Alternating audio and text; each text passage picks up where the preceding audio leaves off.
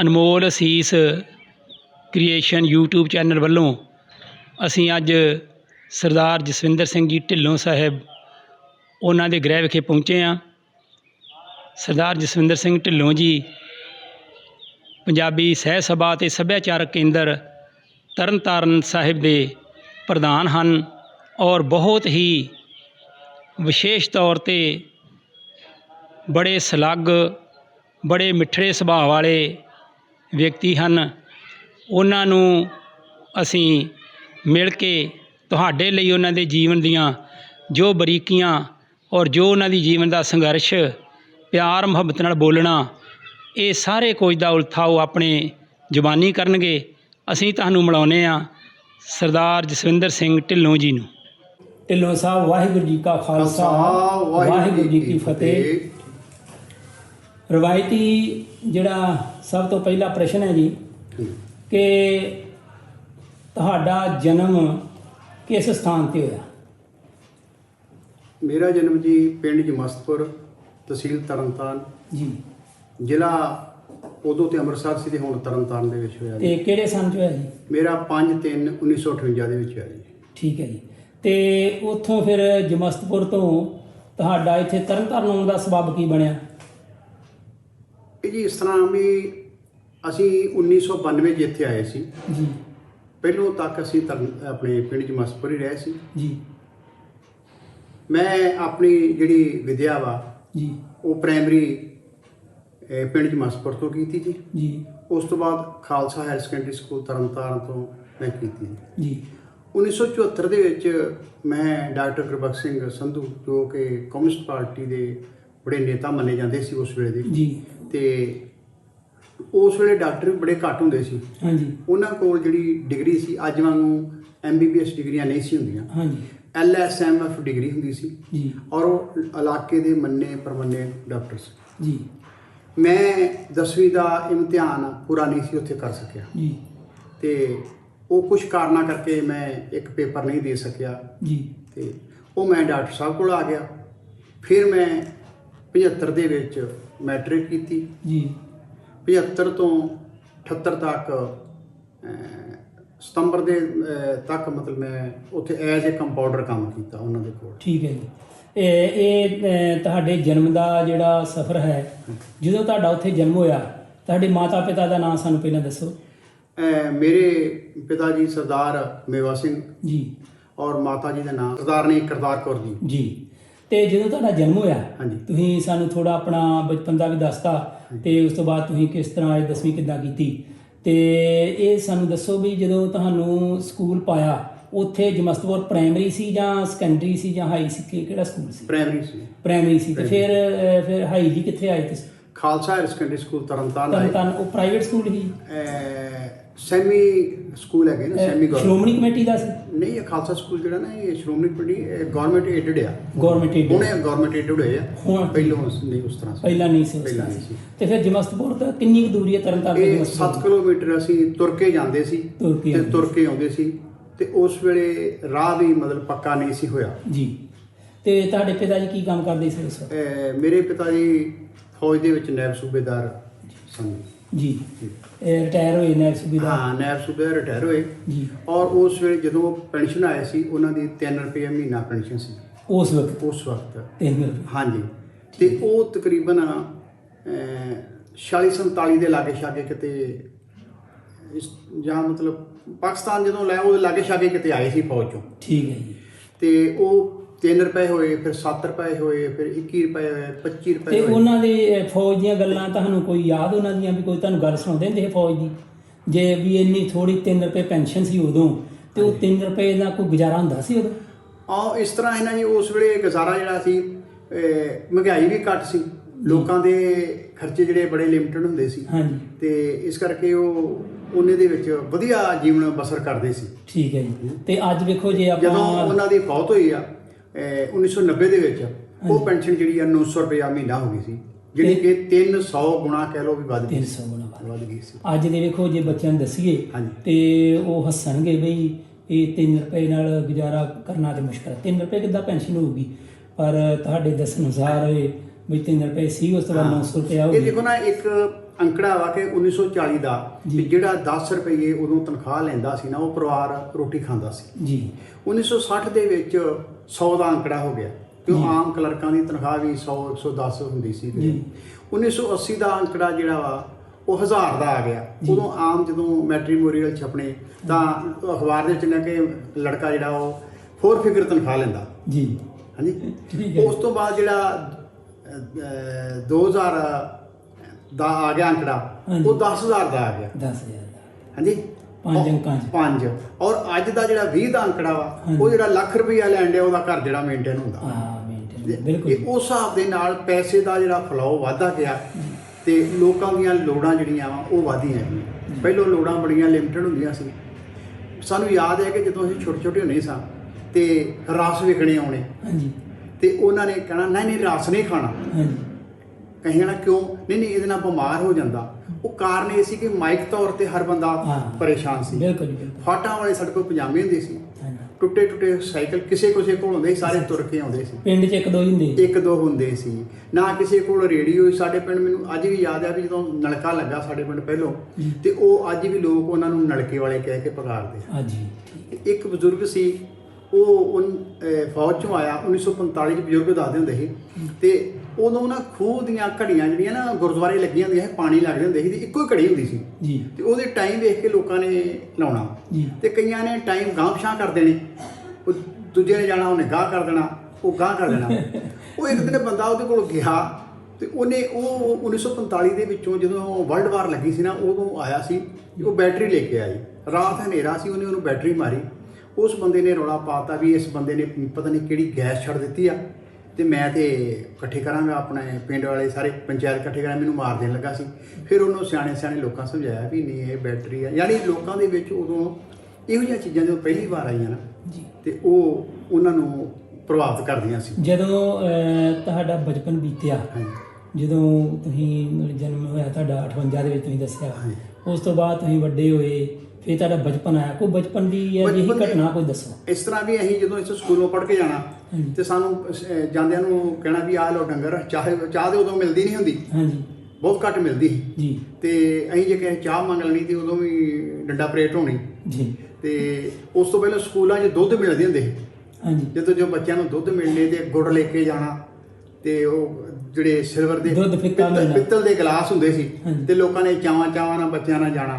ਹਾਂਜੀ, ਤੇ ਅੱਜ ਵਾਂਗੂ ਜਿਹੜੀਆਂ ਫੀਡ ਮਿਲਦੀਆਂ ਉਦੋਂ ਤੇ ਨਹੀਂ ਸੀ ਮਿਲਦੀਆਂ, ਸਿਰਫ ਉਹ ਦੁੱਧ ਹੀ ਮਿਲਦਾ ਹੁੰਦਾ ਸੁੱਕਾ ਜਿਹਾ। ਉਦੋਂ ਦੀ ਸਹੂਲਤਾਂ ਲੈ ਕੇ ਉਹਨਾਂ ਨੇ ਸਾਨੂੰ ਮਤਲਬ ਲੈ ਜਾਣਾ ਉੱਥੇ ਵੀ ਤੁਸੀਂ ਡੰਗਰ ਚਾਰਨੇ ਤੇ ਆਉਂਦਿਆਂ ਉਦੋਂ ਘਾਹ ਖੋਤ ਕੇ ਤੇ ਜਾਂ ਪੱਠੇ ਵੱਢ ਕੇ। ਪੱਠੇ ਵੀ ਉਦੋਂ ਘੱਟ ਹੀ ਹੁੰਦੇ ਸੀ ਕਿਉਂਕਿ ਸੌਣੀ ਜਿਹੜੀ ਆ ਲੋਕਾਂ ਦੀ ਘੱਟ ਹੁੰਦੀ, ਹਾੜੀ ਜ਼ਿਆਦਾ ਹੁੰਦੀ ਸੀ। ਫਿਰ ਮੈਂ ਵੇਖਿਆ ਵੀ ਖੂਹ ਦੇ ਉੱਤੇ ਸਾਡੀ ਮਤਲਬ ਪੈਲੀ ਸੀ ਤਕਰੀਬਨ ਜਿੰਨਾ ਕਿ ਇੱਥੋਂ ਬਾਈਪਾਸ ਕਹਿ ਲਓ 1.5 ਕਿਲੋਮੀਟਰ ਦਾ ਹੈਗਾ ਸੀ। ਉੱਥੋਂ ਅਸੀਂ ਪੱਠੇ ਲਿਆਉਣੇ, ਸਟਾਲਾ ਲਿਆਉਣਾ, ਦੂਜੇ ਪੱਠੇ ਲਿਆਉਣੇ ਤੇ ਉੱਥੇ ਡੰਗਰ ਚਾਰਨੇ।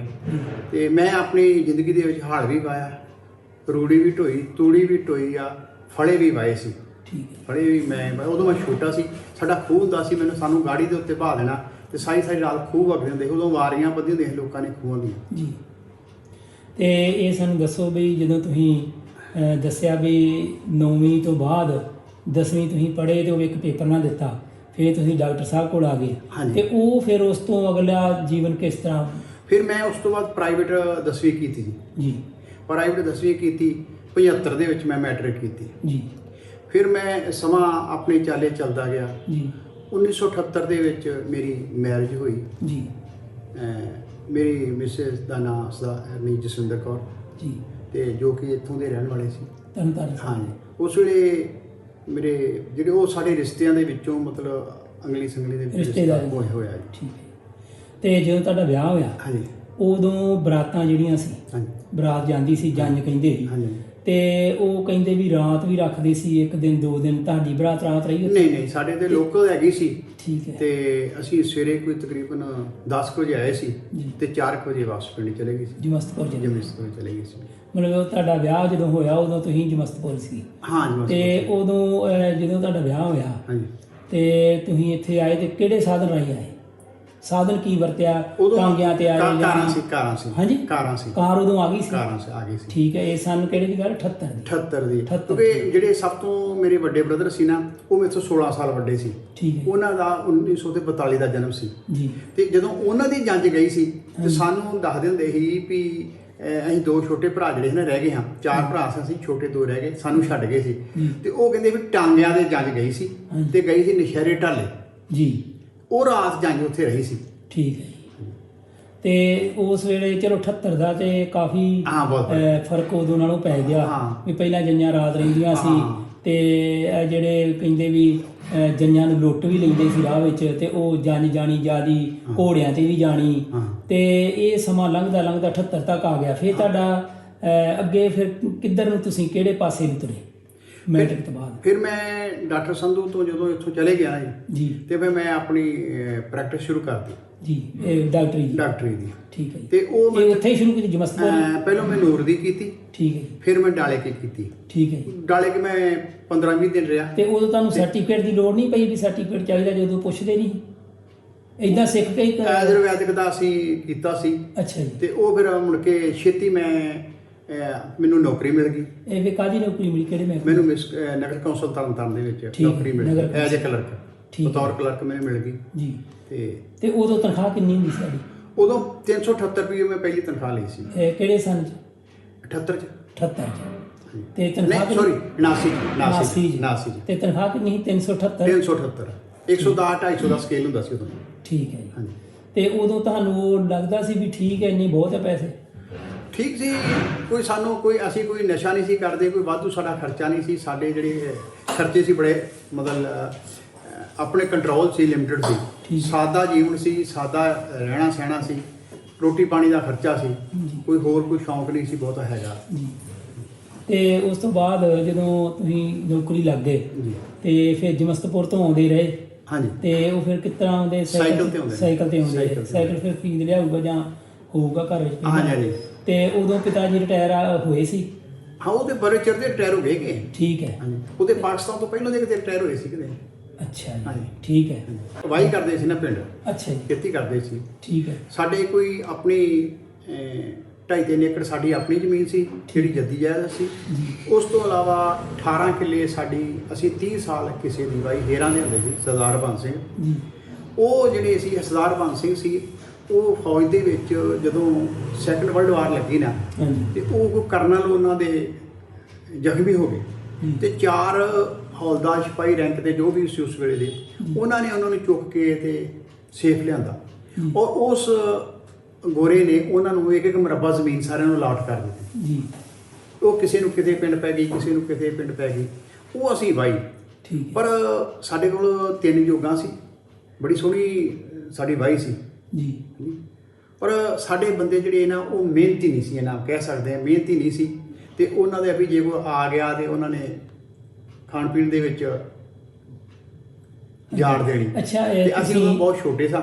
ਹਾਂਜੀ। ਤੇ ਉਸ ਵੇਲੇ ਜਦੋਂ ਸਾਨੂੰ ਸਮਝ ਲੱਗੀ ਤੇ ਉਹਨਾਂ ਚਿਰ ਨੂੰ ਸਭ ਕੁਝ ਖਤਮ ਹੋ ਗਿਆ ਸੀ। ਠੀਕ ਹੈ। ਅੱਛਾ, ਜਦੋਂ ਤੁਸੀਂ ਦੱਸਿਆ 58 ਦਾ ਤੁਹਾਡਾ ਜਨਮ ਸੀ ਹਾਂਜੀ। ਤੇ 65 ਦੇ ਵਿੱਚ ਤੇ ਤੁਸੀਂ 7 ਸਾਲ ਦੇ ਹੋਣੇ, ਤੁਹਾਨੂੰ ਐਡੀ ਸਮਝ ਹੋ ਸਕਦਾ ਨਾਮ ਹੀ ਹੋਵੇ। ਤੇ 71 ਦੀ ਤੇ ਫਿਰ ਤੁਸੀਂ 71 ਦੀ ਮੈਂ ਦੱਸਾਂ, 71 ਦੇ 65 ਤੋਂ 71 ਤੱਕ ਮੇਰੇ ਪਿਤਾ ਜੀ ਸਰਪੰਚ ਸਨ ਪਿੰਡ ਦੇ ਜੀ। ਤੇ ਉਹਨਾਂ ਨੇ ਮੋਰਚਾਬੰਦੀ ਕੀਤੀ ਕਿ ਉਹ ਸਾਡੇ ਪਿੰਡ ਸਾਬਕਾ ਫੌਜੀ ਬਹੁਤ ਆ।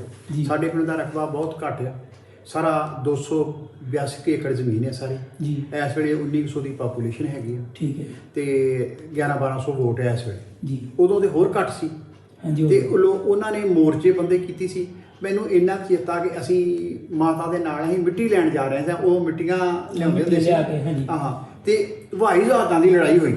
ਅੱਛਾ ਜੀ। ਜਹਾਜ਼ਾਂ ਦੀ ਲੜਾਈ, ਉਹਦੀ ਸ਼ੈਲਿੰਗ ਬੜੀ ਹੋਈ ਸੀ।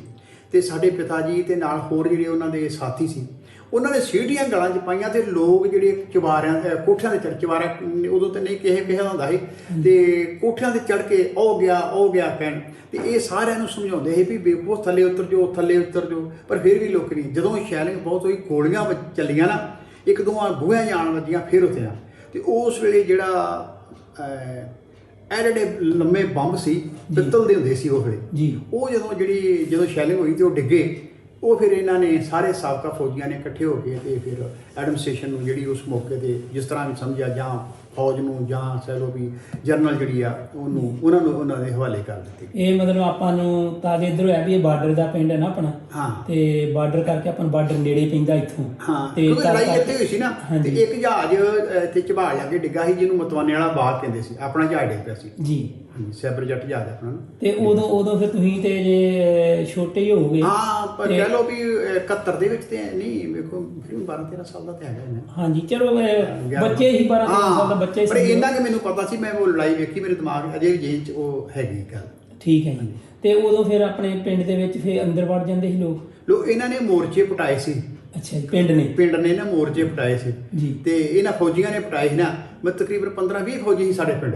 ਠੀਕ ਹੈ। ਤੇ ਉਹ ਸਾਰੇ ਇਸ ਨਾਲ ਉਹ ਜਾਣਦੇ ਸੀ ਕੰਮ ਸਾਰਾ। ਤੇ ਉਹ ਜਦੋਂ ਉਹ ਦੱਸਦੇ ਹੁੰਦੇ ਸੀ ਵੀ ਜਦੋਂ ਕਿਤੇ ਕੋਈ ਗੋਲੀ ਚੱਲਦੀ ਹੋਵੇ ਕਿਸ ਤਰ੍ਹਾਂ ਲੇਟਣਾ, ਕਿਵੇਂ ਬਚਾਓ ਕਰਨਾ ਆਪਣੇ ਆਪ ਨੂੰ, ਕਿਵੇਂ ਜੇ ਕੋਈ ਗੈਸ ਛੁੱਟੇ ਤੇ ਕਿਵੇਂ ਬਚਾਓ ਕਰਨਾ, ਉਹ ਸਮਝਾਉਂਦੇ ਹੁੰਦੇ ਉਸ ਤਰ੍ਹਾਂ। ਸਾਨੂੰ ਇਹ ਕਾਰਨ ਨਹੀਂ ਪਤਾ ਨਾ, ਸਾਨੂੰ ਬਾਅਦ 'ਚ ਦੱਸਦੇ ਹੁੰਦੇ ਸੀ ਵੀ ਅਸੀਂ ਇਸ ਤਰ੍ਹਾਂ ਕਰਦੇ ਹਾਂ, ਵੀ ਉਹਨਾਂ ਨੂੰ ਸਮਝਾਉਂਦੇ ਹੁੰਦੇ ਸੀ ਵੀ ਆਪਾਂ ਆਪਣਾ ਬਚਾਓ ਕਰਨਾ। ਠੀਕ ਹੈ ਜੀ।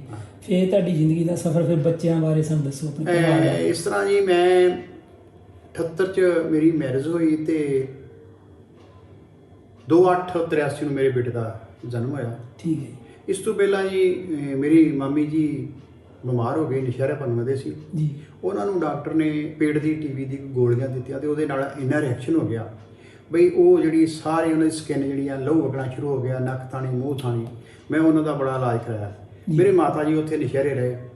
ਬਦਕਿਸਮਤੀ ਨਾਲ ਉਹ ਮਤਲਬ ਖਾਣਾ ਪੀਣਾ ਉਹੋ ਜਿਹਾ ਹੋ ਗਿਆ ਜਦੋਂ ਇਕੱਲੇ ਰਹੇ, ਤੇ ਉਹਨਾਂ ਨੂੰ ਵੀ ਪੈਪਟਿਕ ਅਲਸਰ ਹੋ ਗਿਆ ਤੇ ਉਹ 27/1/83 ਨੂੰ ਉਹ ਇਸ ਫਾਨੀ ਸੰਸਾਰ ਤੋਂ ਤੁਰ ਗਏ। ਤੁਹਾਡੀ ਮਾਮੀ ਜੀ? ਹਾਂ, ਮਾਤਾ ਜੀ ਮੇਰੇ। ਪਹਿਲਾਂ ਮੰਮੀ ਤੁਰ ਗਈ, 4 ਮਹੀਨੇ ਬਾਅਦ ਮਾਤਾ ਤੁਰ ਗਈ। ਉਸ ਤੋਂ ਬਾਅਦ ਚਲੋ ਜ਼ਿੰਦਗੀ ਚੱਲਦੀ ਰਹੀ। ਫਿਰ ਬੇਟੇ ਦਾ ਜਨਮ ਹੋਇਆ, ਸਾਨੂੰ ਇੱਥੇ ਹਸਪਤਾਲ ਆਉਣਾ ਪਿਆ। ਨਰਸਾਂ ਦੇ ਆ ਜਿਹੜਾ ਸੈਂਟ ਫਰਾਂਸਿਸ ਆ, ਉੱਥੇ ਅਰੇਂਜਮੈਂਟ ਨਹੀਂ ਸੀ। ਫਿਰ ਅਸੀਂ ਸਿਵਲ ਹਸਪਤਾਲ ਸ਼ਿਫਟ ਹੋ ਗਏ। ਉੱਥੇ ਫਿਰ ਬੇਟੇ ਦਾ 2/8/83 ਨੂੰ ਜਨਮ ਹੋਇਆ ਇੱਥੇ ਤਰਨਤਾਰਨ। ਉਹਨਾਂ ਦਿਨਾਂ ਦੇ ਵਿੱਚ ਕਰਫਿਊ ਬੜੇ ਲੱਗਦੇ ਸੀ। 84 ਦੇ ਮੁੜ ਕੇ ਬਾਅਦ ਸ਼ੁਰੂ ਹੋ ਗਿਆ। ਹਾਂਜੀ। ਤੇ ਬੇਟੀ ਮੇਰੀ ਦਾ ਜਨਮ ਅਮਨਦੀਪ ਦਾ 4/8/84 ਨੂੰ ਹੋਇਆ। ਉਸ ਵੇਲੇ ਬਹੁਤ ਕਰਫਿਊ ਲੱਗਦੇ ਸੀ ਤੇ CRP ਦੀ ਬੜੀ ਭਰਮਾਰ ਸੀ, ਦੂਜੀਆਂ ਫੋਰਸਸ ਜਾਂਦੀਆਂ ਸੀ ਤੇ ਰਾਤ ਨਿਕਲਣਾ ਮੁਸ਼ਕਲ ਹੁੰਦਾ ਸੀ। ਤੇ ਉਦੋਂ ਤੁਸੀਂ ਤਰਨਤਾਰਨ ਸਾਹਿਬ ਹੀ ਰਹਿੰਦੇ? ਨਹੀਂ, ਉਦੋਂ ਅਸੀਂ ਪਿੰਡ ਸੀ, ਕਿਉਂਕਿ ਉਦੋਂ ਇਹ ਨਹੀਂ ਪਤਾ ਲੱਗਦਾ ਵੀ ਕੌਣ ਕਿਸ ਭੇਸ 'ਚ ਕਿਸ ਤਰ੍ਹਾਂ ਆ ਰਿਹਾ। ਤੇ ਤੁਸੀਂ 84 ਦੇ ਜਦੋਂ ਕਹਿ ਲਓ ਵੀ ਇਹ ਅਟੈਕ ਹੋਇਆ ਹਰਿਮੰਦਰ ਸਾਹਿਬ ਤੇ, ਉਦੋਂ ਤੁਹਾਨੂੰ ਤੁਸੀਂ ਜਮਸਤਪੁਰ ਰਹਿੰਦੇ ਸੀ, ਤੇ ਉਦੋਂ ਕਿੱਦਾਂ ਦਾ ਮਾਹੌਲ ਬਣਿਆ ਪਿੰਡ ਵਿੱਚ ਜਾਂ ਆਲੇ ਦੁਆਲੇ, ਕਿੱਦਾਂ ਦਾ ਮਾਹੌਲ ਸੀਗਾ? ਦੇਖੋ ਜੀ, ਇੱਕ ਬੜੀ ਦਹਿਸ਼ਤ ਸੀ ਸਾਰਿਆਂ ਪਾਸੇ ਜੀ, ਵੀ ਪਤਾ ਨਹੀਂ ਕਿਹੜਾ ਕਿਸ ਭੇਸ ਦੇ ਵਿੱਚ। ਹਾਂਜੀ, ਵੀ ਕੌਣ ਆ? ਹਾਂਜੀ, ਕਿਉਂਕਿ ਦਿਨ ਮਾੜੇ ਸੀ। ਤੇ ਸਰਵਿਸ ਤੁਸੀਂ ਕਰਨ ਆਉਂਦੇ ਸੀ ਇੱਥੇ? ਸਰਵਿਸ ਵਿੱਚ ਕਦੀ ਆ ਜਾਂਦੇ, ਕਦੀ ਨਹੀਂ ਆ ਜਾਂਦੇ। ਜਦੋਂ ਕਰਫਿਊ ਲੱਗ ਜਾਂਦੇ ਨਹੀਂ ਆ ਜਾਂਦੇ, ਕਿਉਂਕਿ ਦਫ਼ਤਰਾਂ ਵਾਲੇ ਫਿਰ ਨਹੀਂ ਪੁੱਛਦੇ, ਉਹ ਵੀ ਕਹਿੰਦੇ ਵੀ ਆਪਣਾ ਆਪ ਬਚਾਓ। ਤੇ ਤੁਹਾਡੇ ਨਾਲ ਕੋਈ ਐਸੀ ਘਟਨਾ ਜਾਂ ਮੁਲਾਜ਼ਮਤ ਤੌਰ ਤੇ ਤੁਸੀਂ ਉੱਥੋਂ ਆ ਰਹੇ ਆ ਜਾਂ ਜਾ ਰਹੇ ਆ, ਕੋਈ ਐਸੀ ਘਟਨਾ ਕਦੀ ਨਹੀਂ ਹੋਈ, ਅੱਜ ਤੱਕ ਨਹੀਂ ਹੋਈ। ਮਤਲਬ ਵਧੀਆ ਹੀ ਰਿਹਾ। ਹਾਂ, ਪਰਮਾਤਮਾ ਦੀ ਕਿਰਪਾ। ਤੇ ਤੁਸੀਂ ਵਾਹਿਗੁਰੂ ਦੀ ਕਿਰਪਾ ਨਾਲ ਅੰਮ੍ਰਿਤਧਾਰੀ ਹੋ। ਤੇ ਅੰਮ੍ਰਿਤ ਕਦੋਂ ਛਕਿਆ ਤੁਸੀਂ? ਮੈਂ 86 ਛਕਿਆ। 86 ਚ? ਠੀਕ ਹੈ। 84 ਚ ਜਦੋਂ ਅਟੈਕ ਹੋਇਆ, 84 ਤੋਂ 85, ਫਿਰ 86। ਹਾਂਜੀ। ਤੇ ਬੱਚੇ ਫਿਰ ਤੁਹਾਡੇ ਇੱਥੇ ਹੀ ਪੜ੍ਹੇ ਤਰਨਤਾਰਨ? ਬੱਚੇ ਮੇਰੇ ਇੱਥੇ ਤਰਨਤਾਰਨ ਹੀ ਪੜ੍ਹੇ ਸਾਰੇ। ਠੀਕ ਹੈ। ਕਿਉਂਕਿ 86 ਦੇ ਵਿੱਚ ਮੇਰੇ ਵੱਡੇ ਬ੍ਰਦਰ ਦੀ ਉਹਨਾਂ ਨੂੰ ਹੈਪਾਟਾਈਟਸ ਹੋ ਗਿਆ। ਹਾਂਜੀ। ਤੇ ਉਹ ਵਿਦਿਆਲੇ ਦੇ ਵਿੱਚ 26/8/86 ਨੂੰ ਉਹਨਾਂ ਦੀ ਡੈਥ ਹੋ ਗਈ। ਠੀਕ ਹੈ। ਉਹਨਾਂ ਦੇ 4 ਬੇਟੀਆਂ ਸੀ ਤੇ ਇੱਕ ਬੇਟਾ ਸੀ ਤੇ ਇੱਕ ਉਹਨਾਂ ਦੇ ਮਿਸੇ। ਤੇ ਉਹ ਸੀ ਫਿਰ ਉਹ ਵੀ ਪਰਿਵਾਰ ਸਾਡੇ ਨਾਲ ਆ ਗਿਆ। ਅੱਛਾ। ਉਸ ਤੋਂ ਬਾਅਦ ਸਾਡੀ ਮਾਮੀ ਦਾ ਪਰਿਵਾਰ ਵੀ ਸਾਡੇ ਨਾਲ ਆ ਗਿਆ ਜੀ। ਅੱਛਾ ਜੀ। ਵੱਡੇ ਭਾਜੀ ਸਾਡੇ। ਫਿਰ ਤੁਸੀਂ ਇਕੱਠੇ ਰਹਿੰਦੇ ਰਹੇ? ਇਕੱਠੇ ਰਹਿੰਦੇ ਰਹੇ ਜਮਸਤਪੁਰ? ਹਾਂ, ਇਕੱਠੇ ਰਹਿੰਦੇ ਰਹੇ। ਤੇ ਫਿਰ ਅਸੀਂ ਵੱਡੇ ਭਾਈ ਦੇ ਜਿਹੜੇ ਆ ਉਹਨਾਂ ਦੇ ਬੱਚੇ ਵੀ, ਯੂਪੀ ਵਾਲਿਆਂ ਦੇ ਬੱਚੇ ਵੀ ਮੇਰੇ ਕੋਲ ਸੀ। ਤੇ ਇੱਕ ਸਾਡਾ ਕੰਪਾਊਂਡਰ ਹੈ ਨਾਲ, ਮੈਂ ਉੱਥੇ ਪ੍ਰੈਕਟਿਸ ਕਰਦਾ ਨਾ। ਕਿੰਨੇ ਭਰਾ ਸੀ ਤੁਸੀਂ? ਕਿੰਨੀਆਂ ਭੈਣਾਂ ਸੀ? ਅਸੀਂ 4 ਭਰਾ ਸੀ ਜੀ। ਉਹ ਐਕਚੁਅਲੀ ਪਹਿਲੋਂ ਤੇ 6 ਭਰਾ ਸੀ ਤੇ 2 ਤੇ ਸਾਨੂੰ ਵੇਖੇ ਨਹੀਂ ਕਿ ਛੋਟੀ ਤੇ ਉਹ ਛੋਟੇ ਚਲੇ ਗਏ। ਇੱਕ ਭੈਣ ਸੀ। 4 ਭਰਾ ਤੇ ਇੱਕ ਸੀ, ਜਿਹੜੇ ਹੁਣ 86 ਦੇ ਵਿੱਚ ਉਹਨਾਂ ਦੀ ਡੈਥ ਹੋ ਗਈ। ਤੇ 88 ਦੇ ਵਿੱਚ ਅਸੀਂ ਇੱਕ ਮੋਟਰ ਲਵਾਈ ਸੀ, ਘਰ ਪੈਲੀ ਸੀ। ਕਿੱਲਾ ਕੁ, ਤੇ ਉਹ ਮੈਂ ਮੋਟਰ ਲਵਾਈ ਤੇ ਉਹ ਪਾਣੀ ਜਿਹੜਾ ਸੀ ਉਹ ਸਾਰਾ ਸਾਡੀਆਂ ਨੀਹਾਂ 'ਚ ਪੈ ਗਿਆ, ਸਾਰੇ ਕੋਠੇ ਢਹਿ ਗਏ। ਉਹ ਨਵੀਂ ਮੁਸੀਬਤ ਖੜੀ ਹੋ ਗਈ। ਫਿਰ ਮੈਂ ਉਹ ਠੀਕ ਕਰਾਈ ਤੇ ਉਸ ਤੋਂ ਬਾਅਦ 25/6/90 ਨੂੰ ਬਾਪੂ ਜੀ ਪੂਰੇ ਹੋ ਗਏ, ਪਿਤਾ ਜੀ ਪੂਰੇ ਹੋ ਗਏ। ਤੇ ਫਿਰ ਸਮਾਂ ਆਪਣੇ ਚਾਲ ਚੱਲਦਾ ਗਿਆ ਜੀ। ਉਸ ਤੋਂ ਬਾਅਦ ਤਕਰੀਬਨ 1994 ਦੇ ਵਿੱਚ ਮੈਂ ਬੇਟੀ ਦਾ, ਵੱਡੇ ਭਾਈ ਦੀ ਬੇਟੀ ਦੀ ਸ਼ਾਦੀ ਕੀਤੀ। ਉਦੋਂ ਅਸੀਂ ਇੱਥੇ ਤਰਨਤਾਰਨ ਆ ਗਏ ਸੀ, ਤਰਨਤਾਰਨ ਆ ਗਏ ਸੀ। ਤੇ ਉਹ ਆ ਗਏ ਤੇ ਉਹ ਵਾਕਿਆ ਅੱਜ ਮੈਨੂੰ ਨਹੀਂ ਭੁੱਲਦਾ। ਉਸ ਵੇਲੇ ਅਸੀਂ ਬੇਟੀ ਦਾ ਸ਼ਗਨ ਲਾਉਣ ਜਾਣਾ ਸੀ ਤੇ ਵੱਡੇ ਭਾਜੀ ਡਿੱਗ ਪਏ ਤੇ ਉਦੋਂ ਆਪਰੇਸ਼ਨ ਸੀ। ਤੇ ਮੈਨੂੰ ਡਾਕਟਰ ਸਾਹਿਬ ਕਹੇ ਵੀ ਆਪਰੇਸ਼ਨ ਕਰੋ, ਬਲੱਡ ਲਿਆਓ। ਉਹ ਨੈਗੇਟਿਵ ਕਿ ਪੋਜ਼ਿਟਿਵ ਖੂਨ ਸੀ ਜਿਹੜਾ ਮਿਲਦਾ ਘੱਟ ਆ, ਤੇ ਉਹ ਉਧਰੋਂ ਖੂਨ ਨਾ ਮਿਲੇ ਤੇ ਉਧਰੋਂ ਸਾਨੂੰ ਕਹਿਣ ਵੀ ਸ਼ਗਨ ਲੈ ਕੇ ਜਾਣਾ। ਉਹ ਇਤਿਹਾਸਕ ਜਿਹੜਾ ਨਾ ਅੱਜ ਵੀ ਮੇਰੀਆਂ ਅੱਖਾਂ ਦੇ ਅੱਗੇ ਜਦੋਂ ਆਉਂਦਾ ਨਾ, ਤੇ ਮੈਨੂੰ ਫਿਰ ਵੀ ਚਲੋ ਉਸ ਅਕਾਲ ਪੁਰਖ ਦੀ ਕਿਰਪਾ ਕਰਨਾ ਕੀਤਾ, ਉਸ ਕਰਤਾਰ ਨਹੀਂ ਆ, ਅਸੀਂ ਕੁਝ ਨਹੀਂ ਕਰ ਸਕੇ। ਸਿਰਫ ਇਹ ਆ ਵੀ ਸਾਨੂੰ ਪਰਮਾਤਮਾ ਨੇ ਇੱਕ ਸਾਧਨ ਬਣਾ ਕੇ ਸਾਡਾ ਅੱਗੇ ਲਾਇਆ, ਜ਼ਿੰਮੇਵਾਰੀ ਸੌਂਪੀ ਆ। ਤੇ ਉਹ ਵੀ ਫਿਰ 16/1/95 ਨੂੰ ਉਹਨਾਂ ਦੀ ਡੈਥ ਹੋ ਗਈ। ਫਿਰ ਮੇਰੇ ਫਾਦਰ ਲਾ ਜਿਨ੍ਹਾਂ ਨੇ ਮੈਨੂੰ ਜੋ ਕੁਛ ਆ, ਇਹ ਉਹਨਾਂ ਦੀ ਦੇਣ ਮੈਂ ਕਹਿ ਸਕਦਾ ਕਿ ਉਹਨਾਂ ਨੇ ਮੈਨੂੰ ਨੌਕਰੀ ਦਵਾਇਆ ਸੀ ਜੀ। ਤੇ ਨਾਲ ਉਸ ਵੇਲੇ ਚੋਪੜਾ ਸਾਹਿਬ ਸੀ ਜੀ, ਦੋਵੇਂ ਇਹ ਵੇਲੇ ਉਹ ਇਸ ਦੁਨੀਆ ਤੇ ਨਹੀਂ ਹੈਗੇ, ਪਰ ਉਹਨਾਂ ਦੀ ਯਾਦ ਮੇਰੇ ਦਿਲ 'ਚ ਸਮਾਈ ਆ। ਕਿਉਂਕਿ ਮੈਂ ਇਹ ਬੱਚਿਆਂ ਨੂੰ ਕਹਿਣਾ ਨਾ ਕਿ ਕਾਕਾ ਇਹ ਜੋ ਕੁਛ ਵੀ ਹੈ ਨਾ, ਇਹ ਉਹਨਾਂ ਦੀ ਦੇਣ ਆ, ਗੁਰੂ ਸਾਹਿਬ ਦੀ ਕਿਰਪਾ ਵਾ। ਗੁਰੂ ਸਾਹਿਬ ਨੇ ਸਾਨੂੰ ਆਪਣੇ ਚਰਨਾਂ 'ਚ ਬਖਸ਼ਿਸ਼ ਕੀਤੀ ਹੈ। ਤੇ ਉਹ ਜਿਹੜੀ ਆ, ਮੈਂ ਉਹਨੂੰ ਕਹਿਣਾ ਵੀ ਜੋ ਵੀ ਆ ਇਹ ਤੁਹਾਡੀ ਮਾਂ ਦਾ ਦੇਣ ਜੇ। ਕਿਉਂ? ਤੁਹਾਡੀ ਮਾਂ ਨਾਲ ਮੇਰਾ ਸਹਿਯੋਗ ਬਣਿਆ, ਮੈਨੂੰ ਨੌਕਰੀ ਮਿਲੀ, ਨਹੀਂ ਤੇ ਮੈਂ ਵੀ ਪਿੰਡ ਜਿਸ ਤਰ੍ਹਾਂ ਦੁੱਖ ਫਿਰਦੇ ਮੈਂ ਵੀ ਤੁਰਿਆ ਫਿਰਦਾ। ਤੇ ਹਾਂਜੀ, ਹੁਣ ਤੁਸੀਂ ਕਿੰਨੇ ਭਰਾ ਜੀ ਮੌਜੂਦਾ? ਹੁਣ ਮੈਂ ਇਕੱਲਾ ਹੀ ਇਸ ਵੇਲੇ, ਸਾਰਿਆਂ ਦੀ ਡੈਥ ਹੋ ਚੁੱਕੀ ਸੀ। ਠੀਕ ਹੈ। ਭੈਣ ਆਈ? ਭੈਣ ਤੇ ਪਹਿਲਾਂ ਹੀ ਡੈਥ ਹੋ ਗਈ, ਛੋਟੇ ਕਿਤੇ। ਅੱਛਾ ਜੀ, ਭੈਣ ਨਹੀਂ ਹੈਗੀ? ਹਾਂ। ਹੁਣ ਸਾਡੇ ਪਰਿਵਾਰ ਦੀਆਂ 7 ਧੀਆਂ ਨੇ। ਠੀਕ ਹੈ ਜੀ। ਤੇ 4 ਸਾਡੀਆਂ ਦੂਜੀਆਂ ਧੀਆਂ ਨੇ ਜਿਹੜੀਆਂ ਨੌ ਰਾਣੀਆਂ ਨੇ, ਉਹ ਵੀ ਸਾਡੀਆਂ ਧੀਆਂ ਨੇ। ਠੀਕ ਹੈ। ਤੇ ਹੁਣ ਉਹ ਕਿੱਥੇ, ਜਮਸਪੁਰ ਰਹਿੰਦੇ ਜਾਂ ਇੱਥੇ ਤੁਹਾਡੇ? ਨਹੀਂ, ਉਹ ਇੱਕ ਤੇ ਯੂਪੀ ਰਹਿੰਦਾ ਵੱਡਾ ਭਾਜੀ, ਵੱਡੇ ਭਾਜੀ ਸਾਥੇ ਇਹ ਮਿਲਦੇ, ਸਾਨੂੰ ਮਿਲਣਾ ਇੱਥੇ ਆਏ। ਤੇ 6 ਦੇ ਵਿੱਚ ਉਹਨਾਂ ਦੀ ਡੈਥ ਹੋ ਗਈ।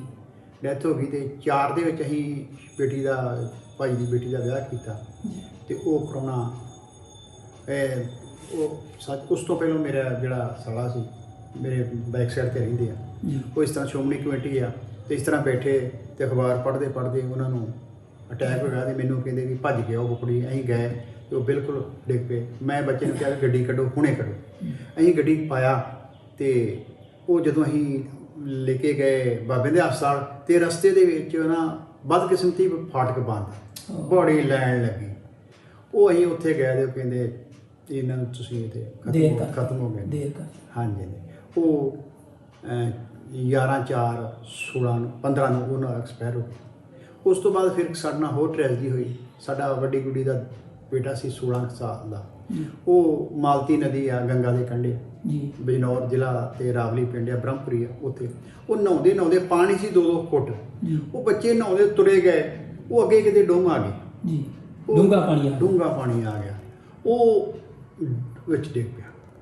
ਫਿਰ ਉਹ ਜੋ ਜਾ ਕੇ ਉਹਨਾਂ ਨੇ ਕੱਢਿਆ, ਲੋਕ ਸਾਰੇ ਪਿੰਡ ਦੇ ਇਕੱਠੇ ਹੋ ਕੇ ਉਹਨਾਂ ਨੇ ਤਕਰੀਬਨ ਬੈਟਰੀਆਂ, ਮੋਟਰਸਾਈਕਲ, ਜੋ ਵੀ ਵਹੀਕਲ ਉਹਨਾਂ ਕੋਲ ਚਾਨਣੇ ਦਾ ਲਿਆਂਦਾ, ਉੱਥੋਂ ਦੀ ਲੋਕਲ MLA ਨਾਲ ਹੀ ਪਿੰਡ ਉਹ ਵੀ ਆ ਗਈ, ਐਡਮਿਨਿਸਟ੍ਰੇਸ਼ਨ ਵੀ ਆ ਗਈ, ਪਰ ਉਹ ਬਦਕਿਸਮਤੀ ਨਾਲ ਬਚ ਨਹੀਂ ਸਕੇ। 16 ਫਿਰ 27/3/16 ਨੂੰ ਸਾਡਾ ਪ੍ਰਾਹੁਣਾ ਸੀ ਵੱਡੇ ਭਾਈ ਦਾ, ਉਹ ਅਨੰਦਪੁਰ ਸਾਹਿਬ ਗਏ ਤੇ ਉਹ ਟਰਾਲੀ ਤੇ ਬੈਠੇ ਸੀ ਤੇ ਉਹਦਾ ਦੋਸਤ ਕਹਿੰਦਾ ਵੀ ਅੱਗੇ ਆ ਜਾ। ਹਾਲਾਂਕਿ ਉਹ ਮੁੰਡੇ ਨੂੰ ਵੀ ਲੈ ਕੇ ਬਹਿਣ ਲੱਗਾ ਤੇ ਸਿਆਣਿਆ ਕਿਹਾ ਤੂੰ ਰਹਿਣ ਦੇ ਮੁੰਡੇ ਨੂੰ, ਤੇ ਤੂੰ ਬਹਿ ਜਾ ਕੱਲਾ ਜਾਣਾ। ਉਹ ਉੱਥੇ ਟਰੈਕਟਰ ਪਲਟ ਗਿਆ ਤੇ ਉਹ ਕੱਲਾ ਹੀ ਉੱਥੇ ਉਹ ਫੌਤ ਹੋ ਗਿਆ। ਤੇ ਉਸ ਤੋਂ ਬਾਅਦ ਸਾਰੋ ਵੀ ਜੀਵਨ ਸੰਘਰਸ਼ ਦੇ ਵਿੱਚ ਬੜਾ ਲੰਘਿਆ। ਹਾਂਜੀ, ਠੀਕ ਹੈ। ਪਰ ਫਿਰ ਵੀ ਮੈਂ ਕਹਿੰਦਾ ਵੀ ਉਸ ਪਰਮੇਸ਼ਰ ਦੀ ਬੜੀ ਕਿਰਪਾ ਵਾ, ਜਿਹਨੇ ਸਾਡੇ ਵਰਗੇ ਇਹਨਾਂ ਚੀਜ਼ਾਂ ਨੂੰ ਆਪਣੇ ਜਿਹੜਾ ਥਾਂ ਤੇ ਦੇਖੋ। ਤੁਸੀਂ ਇੰਨੇ ਪਰਿਵਾਰਾਂ ਨੂੰ ਅਸੀਂ ਇੱਕ ਕਮਰੇ ਦੇ ਵਿੱਚ ਤਕਰੀਬਨ 17 ਕੁ ਬੰਦੇ ਰਹਿੰਦੇ ਰਹੇ ਜੀ। ਫਿਰ ਅਸੀਂ ਇੱਥੇ ਆਏ ਹਾਂ। ਪਹਿਲਾਂ ਉੱਥੇ ਸਾਨੂੰ ਕਮੇਟੀ ਘਰ ਦੇ ਨਾਲ ਹੀ ਇੱਕ ਕੁਆਟਰ ਮਿਲਿਆ ਸੀ ਜੀ, ਤੇ ਉੱਥੇ ਅਸੀਂ ਰਹਿੰਦੇ ਰਹੇ ਹਾਂ। ਤੇ ਉੱਥੇ ਮੈਂ ਫਿਰ ਡੰਗਰ ਰੱਖੇ ਨਾਲ। ਤੇ ਕਮਾਉਂਦੇ ਤੁਸੀਂ ਇਕੱਲੇ ਹੀ, ਹੋਰ ਵੀ ਨਾਲ ਕਮਾਊਗਾ? ਜਦੋਂ ਸਾਰਿਆਂ ਦਾ ਪਰਿਵਾਰ ਨਹੀਂ, ਮੈਂ ਲਗਭਗ ਇਕੱਲਾ ਹੀ ਸੀ। ਇਕੱਲੇ ਸੀ ਤੇ ਗੁਜ਼ਾਰਾ ਚੱਲਦਾ ਸੀ ਇਦਾਂ ਹੀ? ਗੁਜ਼ਾਰਾ ਇਸ ਤਰ੍ਹਾਂ ਹੈ ਵੀ ਪਿੰਡ ਥੋੜੀ ਜ਼ਮੀਨ ਹੈਗੀ ਸੀ, ਕਣਕ ਕੁਣਕ ਬਣ ਜਾਂਦੀ ਸੀ, ਜੀ। ਰਾਸ਼ਨ ਖਾਣ ਨੂੰ ਬਣ ਜਾਂਦਾ ਹੈ ਜੀ। ਤੇ ਵੱਡਾ ਹੁੰਦਾ ਚਲੋ ਰੋਟੀ ਟੁੱਕ ਮਿਲਦਾ ਜਾਵੇ, ਬੰਦਾ ਭਾਵੇਂ ਲੂਣ ਨਾਲ ਵੀ ਖਾ ਲੇ। ਹਾਂਜੀ, ਬਿਲਕੁਲ। ਤੇ ਇੱਕ ਕਮਰੇ 'ਚ ਅਸੀਂ ਤੇ ਸਾਰਾ ਪਰਿਵਾਰ ਫਿਰ ਪਿਆਰ ਨਾਲ ਰਹਿੰਦਾ ਸੀ? ਪਿਆਰ ਨਾਲ ਅੱਜ ਵੀ ਉਸੇ ਤਰ੍ਹਾਂ ਰਹਿ ਰਿਹਾ। ਦੇਖੋ ਅੱਜ ਵੀ ਰਹਿ ਰਿਹਾ, ਉਸ ਗੁਰੂ ਦੀ ਬਖਸ਼ਿਸ਼ ਸਦਕਾ। ਤੁਸੀਂ ਇਹ ਮੰਨਦੇ ਆ ਵੀ ਇਹ ਗੁਰੂ ਦੀ ਬਖਸ਼ਿਸ਼ ਸੀ ਕਿ ਇਹ ਸਾਰਾ ਪਰਿਵਾਰ, ਨਹੀਂ ਤੇ ਅੱਜ ਤੇ ਭਾਵੇਂ ਦੋ ਹੀ ਭਰਾ ਹੋਣ ਤੇ ਉਹ ਵੀ ਨਹੀਂ ਇਕੱਠੇ ਰਹਿ ਸਕਦੇ, ਤੇ ਐਡਾ ਵੱਡਾ ਪਰਿਵਾਰ ਨੇ ਜੀ। ਕਮਰਿਆਂ ਦੀ ਗੱਲ ਨਹੀਂ, ਗੱਲ ਤੇ ਦਿਲਾਂ ਦੀ ਆ। ਦਿਲਾਂ ਦੀ ਭਾਵੇਂ ਕਮਰੇ ਸੌ, ਦੋ ਕਨਾਲ ਦੀਆਂ ਕੋਠੀਆਂ 'ਚ ਦੋ ਭਰਾ ਨਹੀਂ ਰਹਿੰਦੇ, ਦੋ ਭਰਾ ਨਹੀਂ ਰਹਿੰਦੇ, ਬਿਲਕੁਲ। ਔਰ ਇਹ ਜੋ ਕੁਝ ਹੋਇਆ ਨਾ, ਇਹ ਮੇਰੀ ਸਿੰਘਣੀ ਦੀ ਬਦੌਲਤ ਹੋਇਆ। ਬਹੁਤ ਵਧੀਆ ਸੁਭਾਅ। ਜੇ ਉਹਨਾਂ ਦਾ ਸੁਭਾਅ ਚੰਗਾ ਸੀ ਤੇ ਉਹਨਾਂ ਕਿਹਾ ਠੀਕ ਹੈ, ਨਹੀਂ ਤੇ ਅੱਜ ਕੱਲ ਦਾ ਤੇ ਮੇਰਾ ਖਿਆਲ ਕਹਿਣਗੀਆਂ ਵੀ ਨਹੀਂ ਉਹ ਭਰਾ ਅਸੀਂ ਕੀ ਕਰੀਏ, ਉਹਨਾਂ ਨੂੰ ਉਹਨਾਂ ਦੇ ਬੱਚਿਆਂ ਨੂੰ ਅਸੀਂ ਨਹੀਂ ਇੱਥੇ ਰੱਖਣਾ ਜਾਂ ਕਈ ਗੱਲਾਂ। ਫਿਰ ਤੁਹਾਡੀਆਂ ਜਿਹੜੀਆਂ ਭਰਜਾਈਆਂ ਸੀ ਉਹਨਾਂ ਨੂੰ ਵੀ ਤੁਸੀਂ ਪਰਵਰਿਸ਼ ਉਹਨਾਂ ਦੀ ਵੀ ਕਰਦੇ ਰਹੇ, ਨਾਲ ਹੀ ਉਹਨਾਂ ਦੇ ਟੱਬਰਾਂ ਦੀ। ਜਦੋਂ ਬ੍ਰਦਰ ਕਿੰਨੇ ਗੁਜ਼ਰ ਗਏ ਤੇ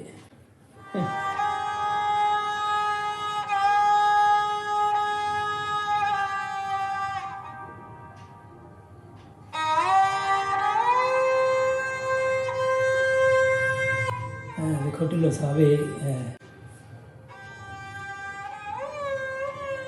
ਗੁਰੂ ਆਏ ਆ ਤੇ ਭਾਵੁਕਤਾ ਤੇ ਆ ਹੀ ਜਾਂਦੀ ਹੈ। ਤੇ ਤੁਹਾਡਾ ਜੀਵਨ ਏਡਾ ਸੰਘਰਸ਼ਮਈ ਰਿਹਾ, ਮੈਨੂੰ ਲੱਗਦਾ ਵੀ ਸਾਡੇ ਸਰੋਤੇ ਜਿਹੜੇ ਆ ਉਹ ਤੁਹਾਡੇ ਤੋਂ ਜ਼ਰੂਰ ਪ੍ਰੇਰਨਾ ਲੈਣਗੇ। ਵੀ ਅੱਜ ਵੇਖੋ ਵੀ ਤੁਹਾਡੇ ਕਹਿਣ ਅਨੁਸਾਰ ਵੀ ਦੋ ਕਨਾਲ ਦੀਆਂ ਕੋਠੀਆਂ ਤੇ ਦੋ ਭਰਾ ਨਹੀਂ ਰਹਿ ਸਕਦੇ, ਤੇ ਤੁਸੀਂ ਵੇਖੋ ਜੀ ਗੱਲ ਆ ਵੀ ਇਹ ਜੋ ਵੀ ਨਾ, ਕਿਉਂਕਿ ਮੈਂ ਤਕਰੀਬਨ ਆਪਣੇ ਜੀਵਨ ਦੇ ਵਿੱਚ 16-17 ਆਰਤੀਆਂ ਆਪਣੇ ਮੁੰਡੇ ਚੁੱਕੀਆਂ ਜੀ। ਮਤਲਬ ਤੁਹਾਨੂੰ ਪਰਮੇਸ਼ਰ ਨੇ, ਵਾਹਿਗੁਰੂ ਨੇ ਮੈਂ ਕਹੂੰਗਾ ਵੀ ਇਹ ਬਖਸ਼ਿਸ਼ ਹੀ ਆ ਜਿਹੜਾ ਤੁਸੀਂ ਇੰਨਾ ਹੌਸਲਾ ਬੁਲੰਦ ਹੋਣਾ ਇਕੱਲੇ ਬੰਦੇ ਦਾ। ਤੇ ਕਿ ਜਿੱਦਾਂ ਤੁਸੀਂ ਦੱਸਦੇ ਵੀ ਇੰਨੇ ਪਰਿਵਾਰਾਂ ਨੂੰ ਮੈਂ ਸਾਂਭ ਕੇ ਸਾਰੇ ਕੰਮ ਕੀਤੇ, ਤੁਹਾਡੇ ਮੈਸੇਜ ਵੀ ਉਸੇ ਤਰ੍ਹਾਂ ਹੀ, ਤੇ ਭਾਵੇਂ ਉਹ ਸੰਸਾਰ ਤੇ ਨਹੀਂ ਆ ਪਰ ਫਿਰ ਵੀ ਤੁਹਾਨੂੰ ਅੱਜ ਤੁਸੀਂ ਸਮਝਦੇ ਆ ਵੀ ਇਹ ਸਾਰਾ ਕੁਝ ਦੀ ਬਦੌਲਤ ਆ। ਵੀ ਮੈਨੂੰ ਜਿੰਨੀਆਂ ਮੈਂ ਭਾਵੇਂ ਬੜੀਆਂ ਲਾਸ਼ਾਂ ਢੋਈਆਂ, ਮੈਨੂੰ ਨਾ ਤੋੜਿਆ ਤੇ ਹੈ ਆ, ਪਰ ਮੈਂ ਨਹੀਂ ਟੁੱਟਾ। ਕਾਰਨ ਸੀ ਵੀ ਮੈਨੂੰ ਹੌਸਲਾ ਬੜਾ ਹੈ। ਹਾਂ ਜੀ, ਇਹ ਤੇ ਹੁੰਦਾ ਹੌਸਲਾ। ਚਲੋ ਸਦਾ ਤੇ ਨਾਲ ਨਿਭਣਾ ਨਹੀਂ ਉਹ ਕਿਸੇ ਨੇ ਵੀ, ਇਸ ਮੌਤ ਨੇ ਮੈਨੂੰ ਤੋੜਿਆ। ਹਾਂ ਬਿਲਕੁਲ ਜੀ, ਇਹ ਗੱਲ ਕਿਉਂ ਉਹ ਹੌਸਲਾ ਹੁੰਦਾ ਵੀ ਹਾਂ ਵੀ ਇਹ ਕਿੱਦਾਂ ਕਰਨਾ, ਤੇ ਸਲਾਹ ਲੈ ਲੈਣੀ, ਸਲਾਹ ਨਾਲ ਤੁਰਨਾ।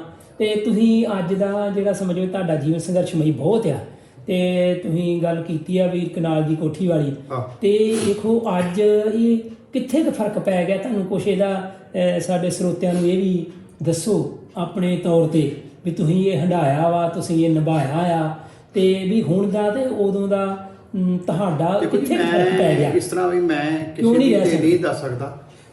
ਸਮਾਜ ਦੇ ਹਰ ਤਰ੍ਹਾਂ ਦੇ ਲੋਕ ਨੇ, ਪਰ ਮੈਂ ਆਪਣੇ ਬੱਚਿਆਂ ਬਾਰੇ ਜ਼ਰੂਰ ਦੱਸਾਂਗਾ ਵੀ ਜਿਹੜਾ ਸਾਡੀਆਂ ਲੜਕੀਆਂ ਨੇ, ਸਾਡੀਆਂ ਭਰਾਵਾਂ ਦੀਆਂ ਲੜਕੀਆਂ, ਉਹ ਮੇਰਾ ਖਿਆਲ ਮੇਰੀਆਂ ਆਪਣੀਆਂ ਧੀਆਂ ਨੂੰ ਵੱਧ ਮੈਨੂੰ ਪਿਆਰ ਦਿੰਦੀਆਂ, ਔਰ ਉਹਨਾਂ ਨੇ ਇੰਨੀ ਸਾਡੀ ਮਦਦ ਕੀਤੀ ਹਰ ਮੌਕੇ ਦੇ ਉੱਤੇ। ਸਾਨੂੰ ਕਦੀ ਵੀ ਮਹਿਸੂਸ ਨਹੀਂ ਹੋਇਆ ਉਹ ਪਰਾਪਣ, ਤੇ ਨਾ ਹੀ ਕਦੀ ਉਹਨਾਂ ਨੂੰ ਮਹਿਸੂਸ ਹੋਇਆ ਵੀ ਉਹਨਾਂ ਦਾ ਮਾਂ। ਬਿਲਕੁਲ ਉਹ ਆਪਣੀ ਉਹਨਾਂ ਦੀ ਮਾਤਾ ਹੈਗੀ ਆ, ਉਹਨਾਂ ਦੀਆਂ ਦੋਵੇਂ ਮਾਤਾ ਹੈਗੀਆਂ, ਲੇਕਿਨ ਉਹ ਦੋਵੇਂ ਮੇਰੀਆਂ ਸਗੀਆਂ ਭਰਜਾਈਆਂ ਨੇ, ਭੈਣਾਂ ਸਾਡੀਆਂ, ਪਰ ਉਹਨਾਂ ਨੇ ਕਦੀ ਵੀ ਮਹਿਸੂਸ ਨਹੀਂ ਬੱਚਿਆਂ ਨੇ ਕੀਤਾ। ਉਹ ਮਤਲਬ ਆਪਣੀ ਚਾਚੀ ਨੂੰ ਜਿਹੜਾ ਉਹ ਮਾਂ ਹੀ ਸਮਝਦਾ ਸੀ। ਵੇਖੋ ਤੁਸੀਂ ਤਰਨਤਾਰਨ ਸਾਹਿਬ ਰਹਿ ਰਹੇ ਆ, ਤੇ ਤਰਨਤਾਰਨ ਸਾਹਿਬ ਗੁਰੂ ਅਰਜਨ ਦੇਵ ਮਹਾਰਾਜ ਜੀ ਨੇ ਵਸਾਇਆ ਇਸ ਨੂੰ, ਤੇ ਇੱਥੇ ਰਹਿ ਕੇ ਤੁਹਾਨੂੰ ਜੋ ਆਨੰਦ ਮਿਲਦਾ, ਜਮਸਤਪੁਰ ਵੀ ਮਿਲਿਆ ਸੀ, ਜੋ ਆਨੰਦ ਇੱਥੇ ਰਹਿ ਕੇ ਤੁਹਾਨੂੰ ਪ੍ਰਾਪਤ ਹੋਇਆ, ਤੁਸੀਂ ਆਨੰਦ 'ਚ ਰਹਿ ਰਹੇ ਜੀ। ਤੁਸੀਂ ਨਗਰ 'ਚ ਰਹਿੰਦੇ ਸੀ ਜਦੋਂ, ਉੱਥੇ ਦਾ ਆਨੰਦ ਤੇ ਇੱਥੇ ਦੇ ਆਨੰਦ 'ਚ ਕੋਈ ਫਰਕ ਲੱਗਦਾ ਤੁਹਾਨੂੰ? ਇਹ ਆ ਵੀ ਉਸ ਵੇਲੇ ਭਾਈਆਂ ਦਾ ਵੀ ਆਸਰਾ ਸੀ ਜੀ, ਮਾਂ ਪਿਓ ਦਾ ਵੀ ਆਸਰਾ ਸੀ ਜੀ, ਜਿੰਨੇ ਤੇ ਰਹੇ ਉੱਥੇ। ਹਾਂਜੀ, ਜੋ ਵਿਛੜਦੇ ਗਏ ਤਿਉਂ ਫਰਕ ਪੈਂਦਾ ਗਿਆ ਜੀ। ਇੱਥੇ ਆਣ ਕੇ ਗੁਰੂ ਦੀ ਬਖਸ਼ਿਸ਼ ਤੇ ਬਹੁਤ ਹੋਈ, ਪਰ ਉਹ ਜਿਹੜਾ ਭਰਾਵਾਂ ਦਾ, ਮਾਂ ਦਾ ਪਿਆਰ ਆ, ਉਹ ਨਹੀਂ ਮਿਲਦਾ। ਠੀਕ ਹੈ ਜੀ। ਬਾਕੀ ਇਸ ਧਰਤੀ ਬੜੀ ਸੋਹਣੀ ਆ ਜੀ। ਇਸ ਧਰਤੀ ਦੇ ਵਿੱਚ ਹਰ ਚੀਜ਼ ਆ ਬੜਾ ਇਸ ਧਰਤੀ ਦੇ ਵਿੱਚ ਪੋਟੈਂਸ਼ੀਅਲ ਕਹਿ ਲਓ ਵੀ ਇਸ ਧਰਤੀ ਦੇ ਹਰ ਇੱਕ ਥਾਂ ਦੇ ਤਾਂ ਹੈਗੀ ਆ, ਜਿੱਥੇ ਜਿੱਥੇ ਗੁਰੂ ਦਾ ਪੈਰ ਪਿਆ ਉਹ ਮੁਬਾਰਕ ਨੇ। ਬਿਲਕੁਲ ਜੀ। ਚਲੋ ਇਹ ਤੁਹਾਡੇ ਜੀਵਨ ਦਾ ਅਸੀਂ ਗਾਥਾ ਸੁਣੀ, ਤੁਸੀਂ ਭਾਵਕ ਵੀ ਹੋਏ, ਭਾਵਕ ਹੋਣਾ ਜਾਇਜ਼ ਵੀ ਆ ਤੁਹਾਡਾ। ਤੇ ਤੁਸੀਂ ਲਿਖਣ ਦਾ ਤੁਹਾਡਾ ਸ਼ੌਕ ਜਿਹੜਾ ਹਾਂਜੀ, ਉਹ ਕਿੱਥੋਂ ਬਣਿਆ?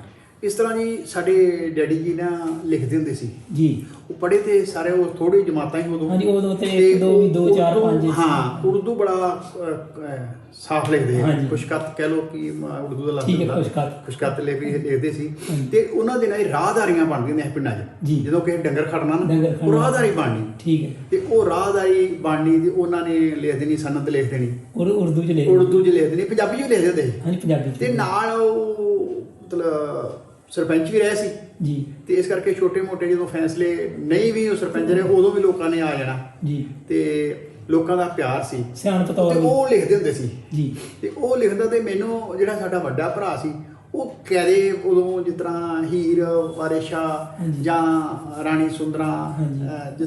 ਕਹਦੇ ਜਿਹੜੇ ਰੂਪ ਬਸੰਤ। ਬਸੰਤ ਉਦੋਂ ਮੇਨ ਜਿਹੜਾ ਸਾਧਨ ਸੀ ਉਹ ਇਹੋ ਸੀ। ਇਹੋ ਸੀ।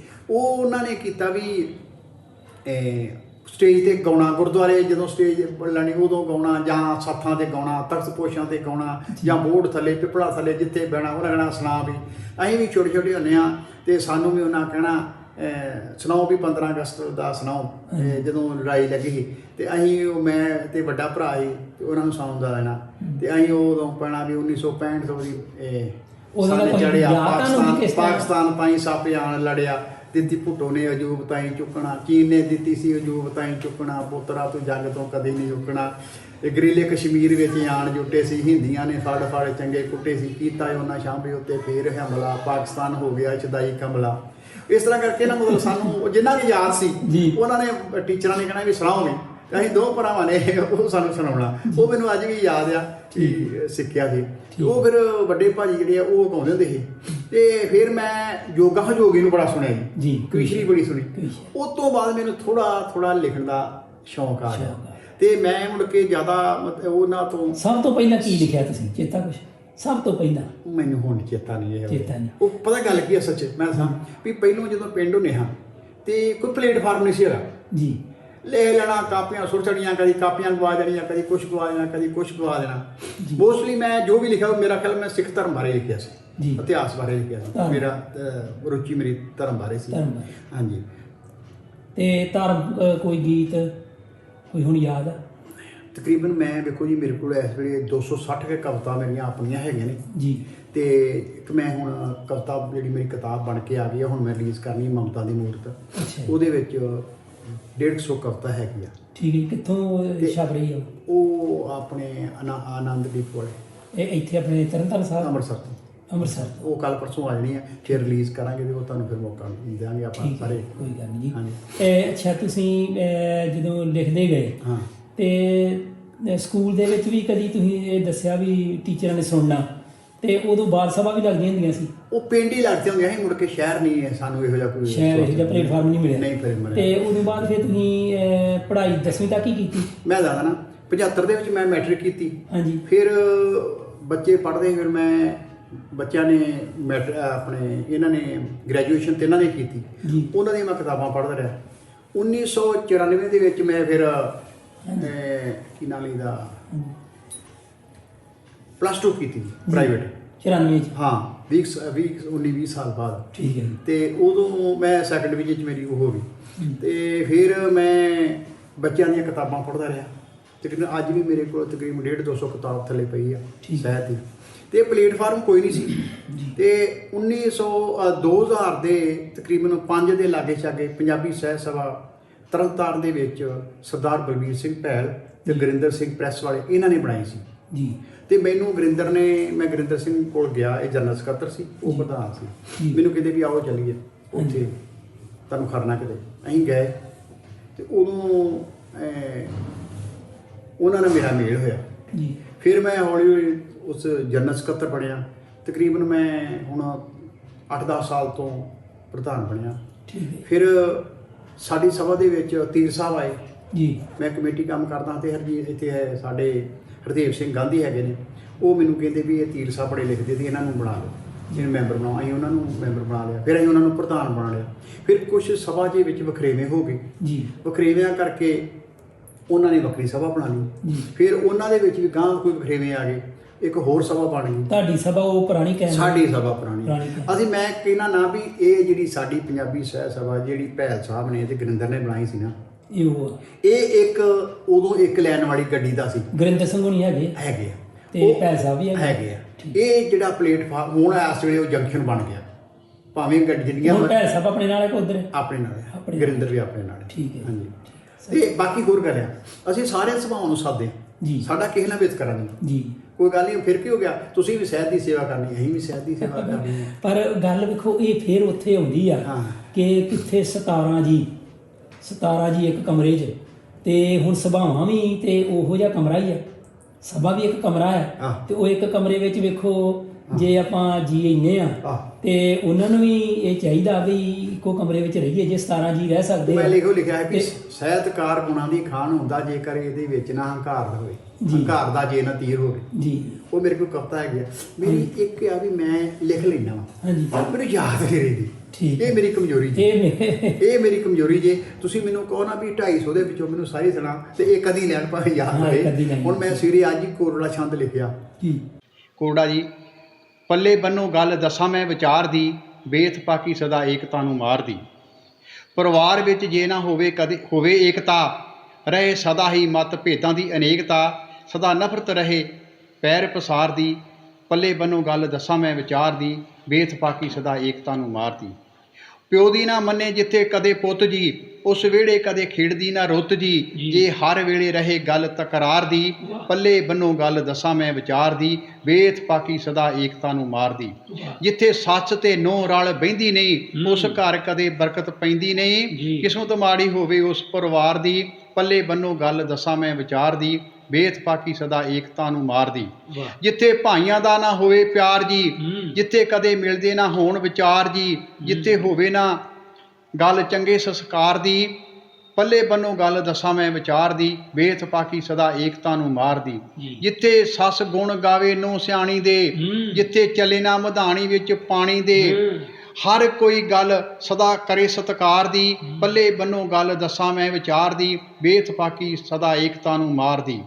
ਜਿੱਥੇ ਨੂੰਹ ਮੰਨੇ ਸਦਾ ਸੱਸ ਤਾਈ ਮਾਂ ਜੀ, ਹਮੇਸ਼ ਮਿਲੇ ਦੋਹਾਂ ਦੀ ਹਾਂ ਵਿੱਚ ਹਾਂ ਜੀ। ਗੱਲ ਸੁਣੇ ਨਾ ਕੋਈ ਕਰੇ ਭਾਨੀ ਕਦੇ ਭਾਨੀ ਮਾਰਦੀ, ਪੱਲੇ ਬੰਨੋ ਗੱਲ ਦੱਸਾਂ ਮੈਂ ਵਿਚਾਰ ਦੀ, ਬੇਥ ਪਾਕੀ ਸਦਾ ਏਕਤਾ ਨੂੰ ਮਾਰਦੀ। ਜਿਹੜੀਆਂ ਕੰਮਾਂ ਵਿੱਚ ਪੈ ਜਾਏ ਫੁੱਟ ਜੀ, ਜਾਂਦੇ ਹੌਸਲੇ ਜਵਾਨਾਂ ਵਾਲੇ ਟੁੱਟ ਜੀ। ਡੁੱਬੀ ਬੇੜੀ ਕਦੇ ਵੀ ਨਹੀਂ ਜੇ ਤਾਰਦੀ, ਪੱਲੇ ਬੰਨੋ ਗੱਲ ਦੱਸਾਂ ਮੈਂ ਵਿਚਾਰ ਦੀ, ਬੇਥ ਪਾਕੀ ਸਦਾ ਏਕਤਾ ਨੂੰ ਮਾਰਦੀ।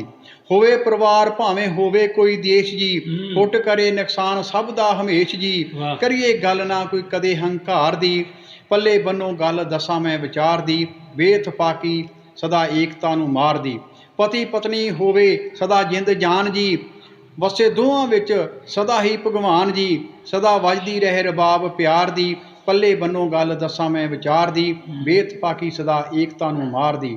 ਆਓ ਕਰੀਏ ਸਾਰੇ ਰਾਲੇ ਅਰਦਾਸ ਜੀ, ਆਉਣ ਸਾਰਿਆਂ ਦੇ ਹੀ ਕਾਜ ਰਾਸ ਜੀ। ਢਿੱਲੋਂ ਕਰੀਏ ਨਾ ਗੱਲ ਕਦੇ ਖਾਰ ਦੀ, ਪੱਲੇ ਬੰਨੋ ਗੱਲ ਦੱਸਾਂ ਮੈਂ ਵਿਚਾਰ ਦੀ, ਬੇਥ ਪਾਕੀ ਸਦਾ ਏਕਤਾ ਨੂੰ ਮਾਰਦੀ, ਬੇਥ ਪਾਕੀ ਸਦਾ ਏਕਤਾ ਨੂੰ ਮਾਰਦੀ। ਵਾਹਿਗੁਰੂ ਜੀ ਕਾ ਖਾਲਸਾ, ਵਾਹਿਗੁਰੂ ਜੀ ਕੀ ਫਤਿਹ। ਮੈਂ ਲਿਖ ਲੈਣਾ ਵਾ, ਮੈਨੂੰ ਯਾਦ ਨਹੀਂ ਰਹਿੰਦੀ। ਅੱਛਾ, ਦੂਜਿਆਂ ਦੀ ਮੈਂ ਪੜ੍ਹ ਕੇ ਯਾਦ ਕਰ ਲੈਣਾ, ਮੈਨੂੰ ਆਪਣੀ ਨਹੀਂ ਯਾਦ ਰਹੀ।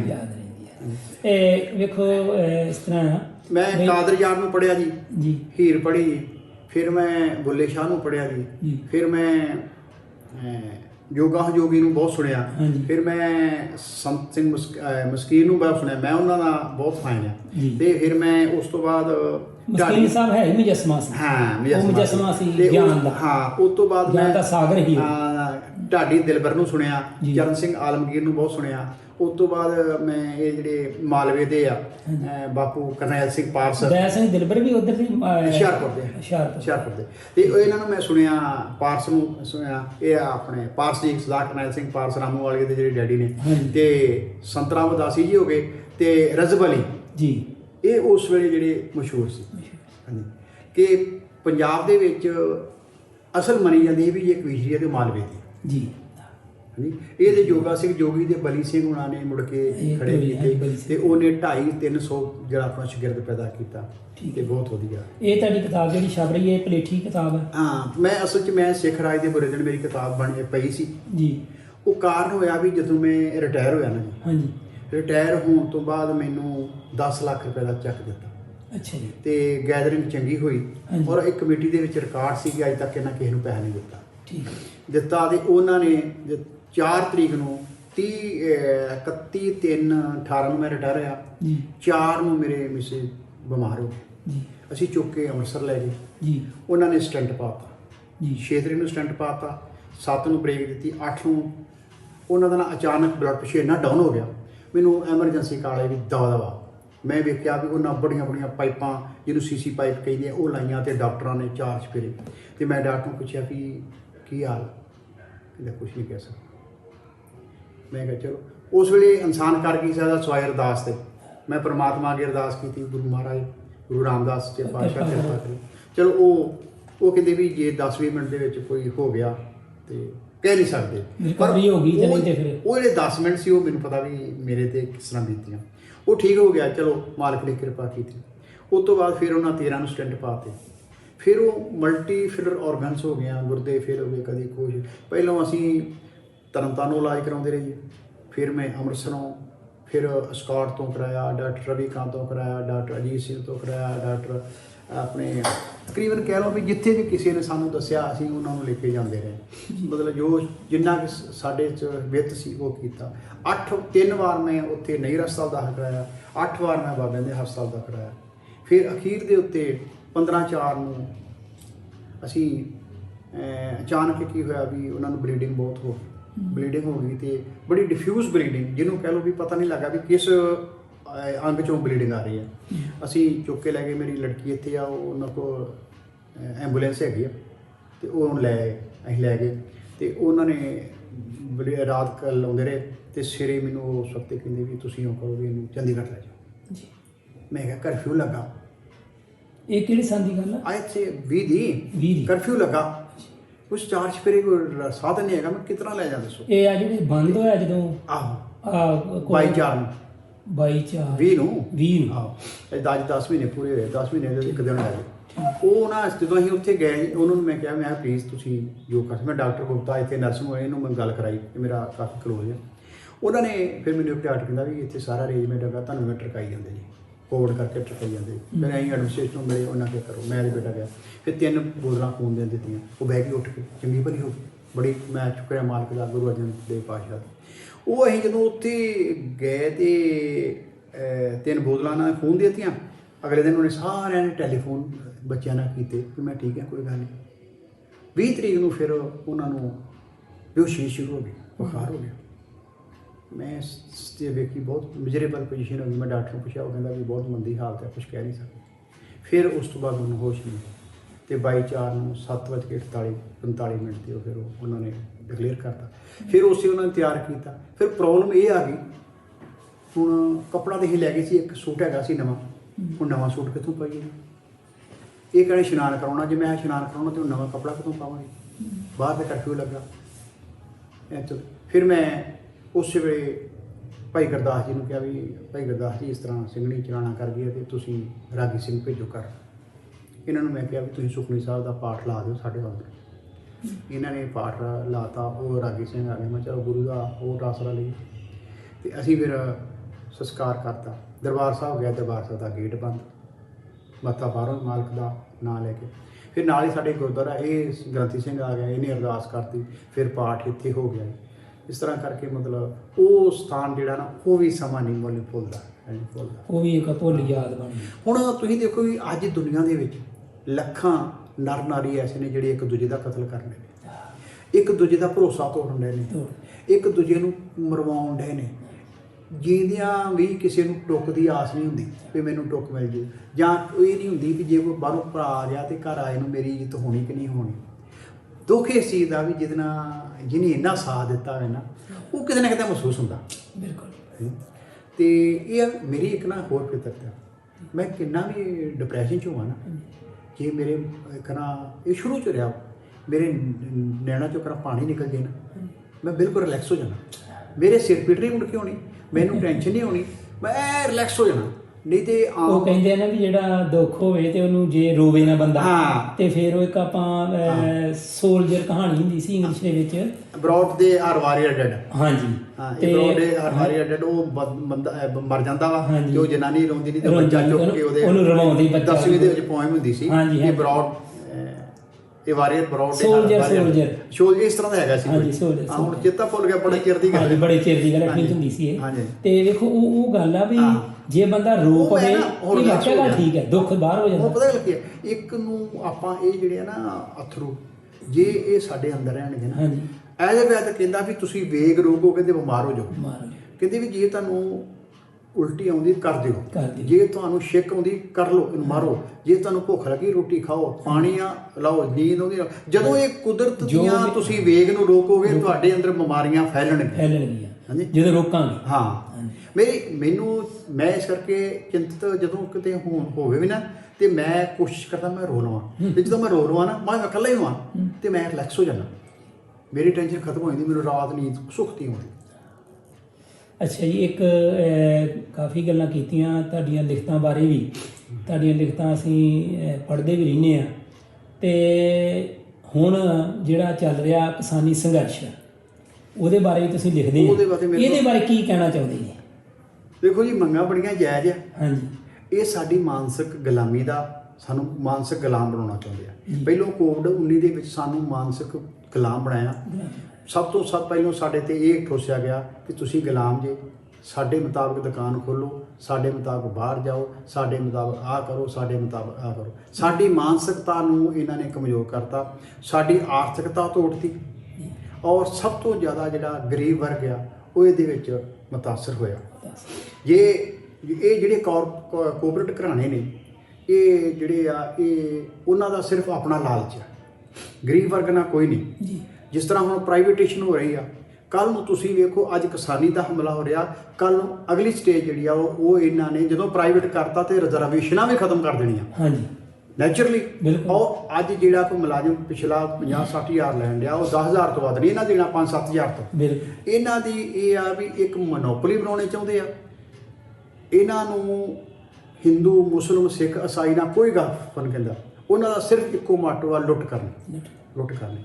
ਔਰ ਲੁੱਟ ਖਸੁੱਟ ਜਿਹੜੀ ਆ ਉਹ ਇਹ ਨਿਰਾ ਇੰਡੀਆ ਦਾ ਹੀ ਨਹੀਂਗਾ, ਇਹ ਵਰਲਡ ਲੈਵਲ ਦਾ ਇੱਕ ਫਨੈਮਨਾ ਇਹੋ ਜਿਹਾ ਇਹਨਾਂ ਨੇ ਕ੍ਰੀਏਟ ਕੀਤਾ ਵਾ। ਇੱਕ ਦੋ ਹੀ ਪੂਰਨ ਸਿੰਘ ਭਗਤ ਨੇ, ਪ੍ਰੋਫੈਸਰ ਪੂਰਨ ਸਿੰਘ ਜੀ ਨੇ ਕਿਹਾ ਹੈ ਵੀ ਇੱਕ ਲੋਕਾਂ ਦੀ ਤੇ ਇੱਕ ਜੋਕਾਂ, ਇਹ ਧਰਤੀ ਇੱਕ ਲੋਕਾਂ ਦੀ, ਇੱਕ ਜੋਕਾਂ ਦੀ, ਤੀਜੀ ਜਾਤ ਨਹੀਂ ਕੋਈ। ਜਾਤ ਇੱਕ ਜਾਤ ਲਟੇਰਿਆਂ ਦੀ ਆ ਤੇ ਇੱਕ ਲੁੱਟੇ ਜਾਣ ਵਾਲਿਆਂ ਦੀ ਆ।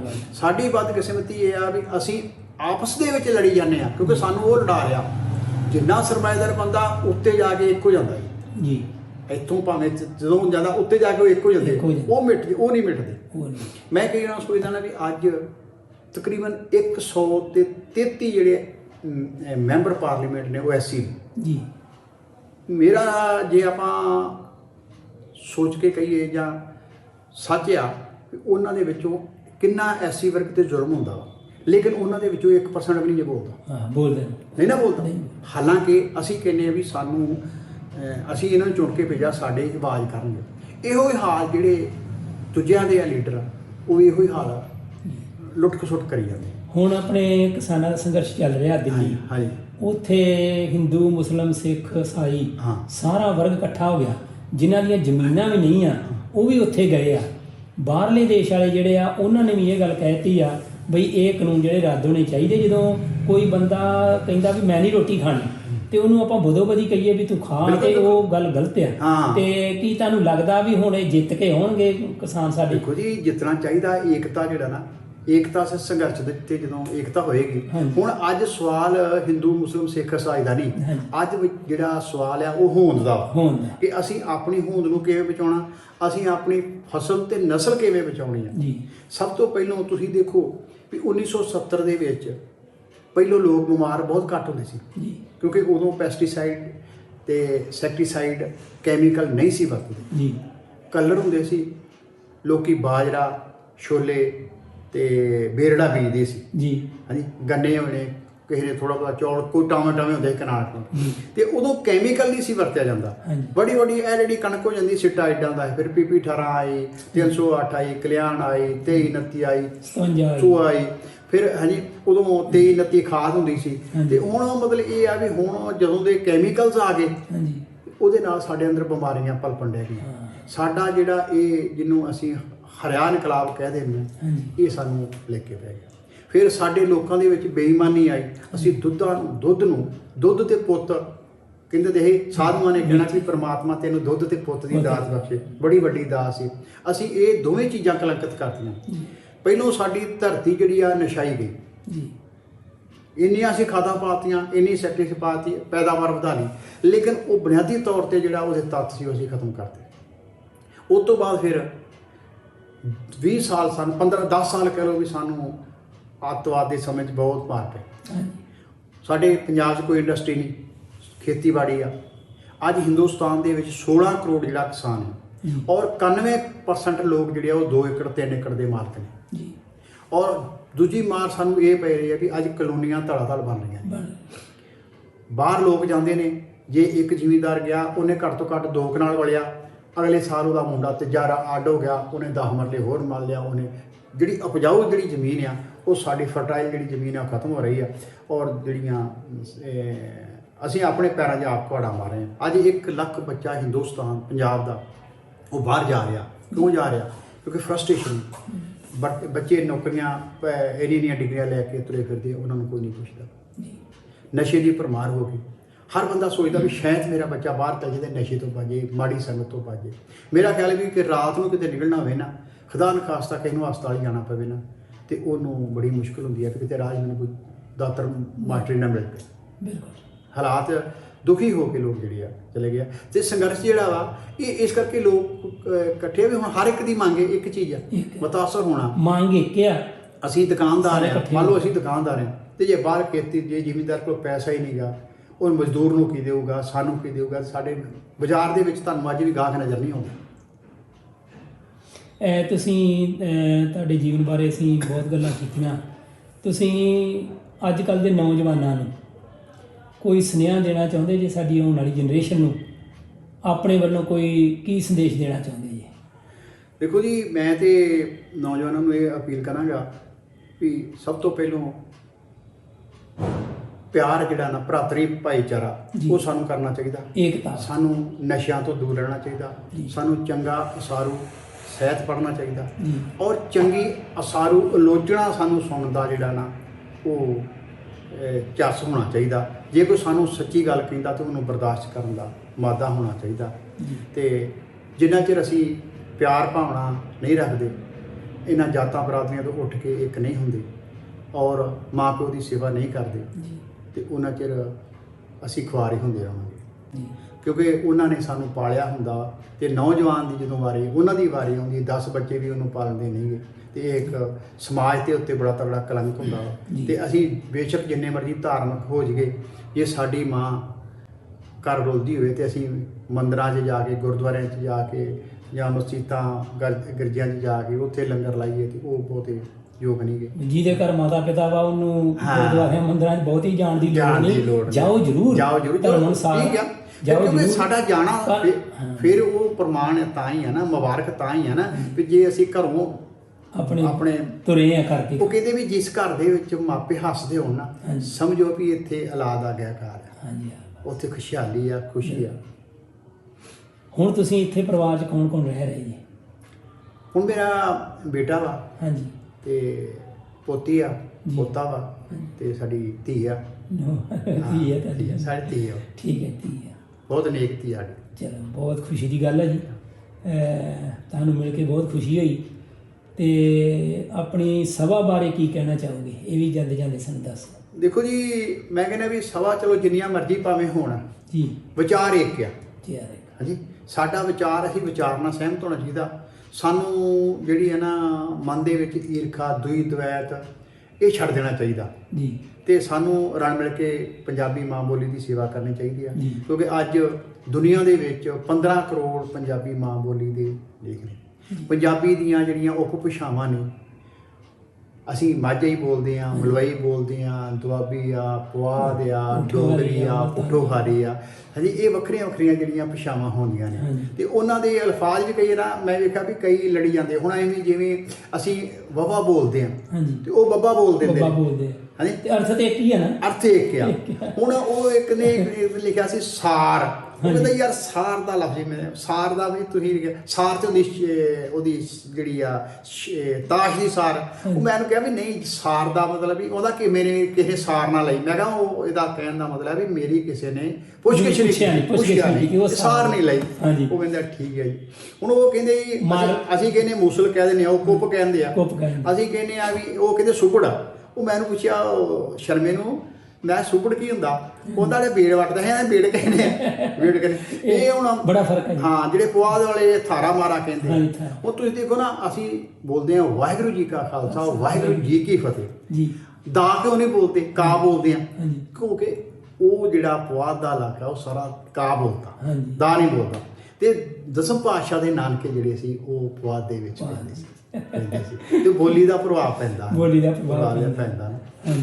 ਧਰਮ ਬਾਰੇ ਕੁਝ ਦੱਸੋ ਵੀ ਧਰਮ ਬਾਰੇ ਕੀ ਕਹਿਣਾ ਚਾਹੋਗੇ? ਦੇਖੋ ਜੀ, ਧਰਮ ਕਹਿੰਦਾ ਵੀ ਲੋੜਵੰਦ ਦੀ ਸੇਵਾ ਕਰਨੀ, ਗਰੀਬਾਂ ਦੀ ਸੇਵਾ ਕਰਨੀ, ਸੱਚ ਬੋਲਣਾ।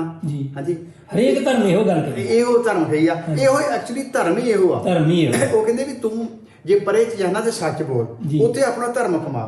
ਤੇ ਦੂਜੀ ਗੱਲ ਇਹ ਵੀ ਹੁੰਦੀ, ਸਿਆਣੇ ਕਹਿੰਦੇ ਵੀ ਪਰੇ ਚ ਬੋਲਿਆ ਸ਼ਬਦ ਇੱਕ ਤਰਫਾ ਹੁੰਦਾ ਹੈ ਜੀ। ਜਦੋਂ ਤੁਸੀਂ ਸੱਚ ਬੋਲੋਗੇ ਨਾ, ਤੁਹਾਡਾ ਲਫ਼ਜ਼ ਜਿਹੜਾ ਉਹ ਆਖਰੀ ਸੱਚ ਨਹੀਂ ਹੁੰਦਾ, ਕਿਉਂਕਿ ਦੂਜੇ ਨੂੰ ਚੁਭਣਾ, ਝੂਠੇ ਨੇ ਤੁਹਾਨੂੰ ਗਲਤ ਕਹਿਣਾ ਜੀ, ਕਿਉਂਕਿ ਉਹ ਲਫ਼ਜ਼ ਆਖਰੀ ਸੱਚ ਨਹੀਂ ਹੁੰਦਾ। ਪਰ ਜੋ ਅਸੀਂ ਬੋਲ ਰਹੇ ਹਾਂ ਨਾ, ਇਹ ਆਖਰੀ ਸੱਚ ਨਹੀਂ, ਇਸ ਤੋਂ ਅੱਗੇ ਵੀ ਸੱਚ ਹੈ ਜਿਹਦੇ ਬਾਰੇ ਸਾਨੂੰ ਗਿਆਨ ਨਹੀਂ। ਤੁਹਾਡਾ ਬਹੁਤ ਬਹੁਤ ਧੰਨਵਾਦ ਜੀ, ਤੁਸੀਂ ਬਹੁਤ ਗਿਆਨ ਦੀਆਂ ਗੱਲਾਂ ਕੀਤੀਆਂ। ਧੰਨਵਾਦ ਤੁਹਾਡਾ। ਪਰਮਾਤਮਾ ਤੁਹਾਡੀ ਲੰਬੀ ਆਗਿਆ ਕਰੇ ਤੇ ਤੁਹਾਡੀ ਸਭਾ ਨੂੰ ਵੀ ਜਿਹੜਾ ਵਾ ਉਹ ਪਰਮਾਤਮਾ ਚਾਰ ਚੰਨ ਲਾਵੇ, ਵਾਹਿਗੁਰੂ ਕਿਰਪਾ ਕਰੇ। ਤੁਹਾਡੇ ਜੀਵਨ ਤੋਂ ਲੋਕ ਸਿੱਖਿਆ ਲੈਣਗੇ ਕਿ ਕਿਸ ਤਰ੍ਹਾਂ ਤੁਸੀਂ ਆਪਣਾ ਪਰਿਵਾਰ ਕਿਸ ਤਰ੍ਹਾਂ ਇਕੱਠੇ ਰਹਿੰਦੇ ਸੀ, ਕਿਸ ਤਰ੍ਹਾਂ ਭਰਾਵਾਂ ਦੇ ਪਰਿਵਾਰ ਨੂੰ ਸੰਭਾਲਿਆ, ਉਹਨਾਂ ਨੂੰ ਸੰਭਾਲ ਵੀ ਰਹੇ ਜੀ। ਉਹ ਤੁਹਾਨੂੰ ਪਿਆਰ ਮੁਹੱਬਤ ਨਾਲ ਅੱਜ ਵੀ ਬੱਚੇ ਤੁਹਾਨੂੰ ਪਿਆਰ ਕਰ ਰਹੇ ਆ। ਔਰ ਤੁਹਾਡੇ ਸੰਦੇਸ਼ ਇਹ ਸਾਰੇ ਅਨਮੋਲ ਸੀਸ ਕ੍ਰੀਏਸ਼ਨ ਚੈਨਲ ਰਾਹੀਂ ਦੂਰ ਦੂਰ ਵਿਦੇਸ਼ਾਂ ਤੱਕ ਪਹੁੰਚਣ। ਔਰ ਇਹਨਾਂ ਤੋਂ ਅਸੀਂ ਆਪਣੇ ਸਰੋਤਿਆਂ ਨੂੰ ਇਹ ਕਹਿਣਾ ਚਾਹੁੰਦੇ ਹਾਂ ਕਿ ਤੁਹਾਡੀਆਂ ਇਹ ਗੱਲਾਂ ਜੇ ਕਿਸੇ ਨੂੰ ਕੋਈ ਚੁਭਵੀਂ ਲੱਗੇ ਉਹਨੂੰ ਛੱਡ ਦੇਣ, ਚੰਗੀਆਂ ਗੱਲਾਂ ਜ਼ਰੂਰ ਇਹਦੇ 'ਚੋਂ ਸਿੱਖਿਆ ਲੈਣ। ਤੇ ਇਹਦੇ ਨਾਲ ਹੀ ਅਸੀਂ ਤੁਹਾਡਾ ਬਹੁਤ ਬਹੁਤ ਧੰਨਵਾਦ ਕਰਦੇ ਹਾਂ ਜੀ। ਵਾਹਿਗੁਰੂ ਜੀ ਕਾ ਖਾਲਸਾ, ਵਾਹਿਗੁਰੂ ਜੀ ਕੀ ਫਤਿਹ।